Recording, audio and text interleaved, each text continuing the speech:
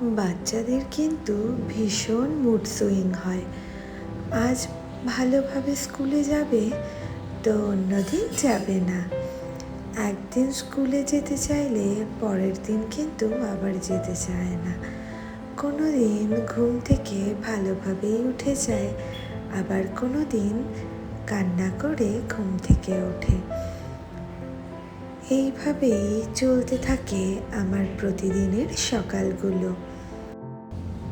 স্কুলের টিফিন যত সুন্দরভাবেই দেয়া হোক না কেন, এটাও কিন্তু মুডের ওপরে নির্ভর করে।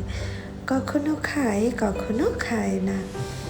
তো আজকের রুটিনে ছিল জ্যাম পাউরুটি আর যে কোনো একটা ফ্রুটস, তো সেটাই দিয়ে দিলাম। আবার অনেক সময় ফ্রেন্ডসদের দেখেও কিন্তু খেয়ে নেয়। আজ সকাল থেকেই ঘুম থেকে উঠেছে কান্না করে।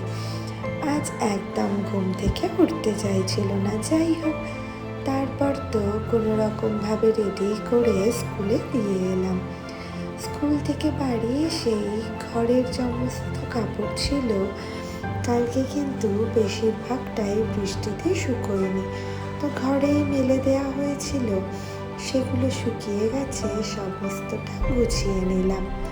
আর ঘরটাও একটু গুছিয়ে নিয়েছিলাম। এরপর চলে এলাম রান্নাঘরে। আমি মেয়েকে নিয়ে স্কুলে যাবার পর মা এই এক সেদ্ধটা বসিয়ে দিয়েছিল। আমার হাজব্যান্ডের ভীষণ পছন্দের একটা খাবার।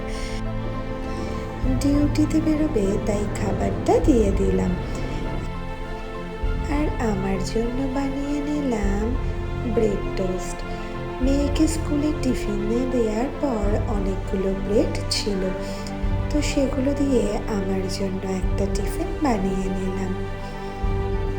আর তার সাথে করে নিয়েছিলাম আমার জন্য গরম গরম লাল চা। মায়ের এখনো পুজো দেওয়া হয়নি, তাই সকালের ব্রেকফাস্টটা আমি একাই করে নিলাম। আমার ভিডিওটি আজকে এটুকুই। তোমাদের সাথে দেখা হবে আবারও আরেকটি নতুন কোনো ভিডিওতে, নতুন কোনো গল্পে। তোমরা সবাই ভালো থেকো, সুস্থ থেকো।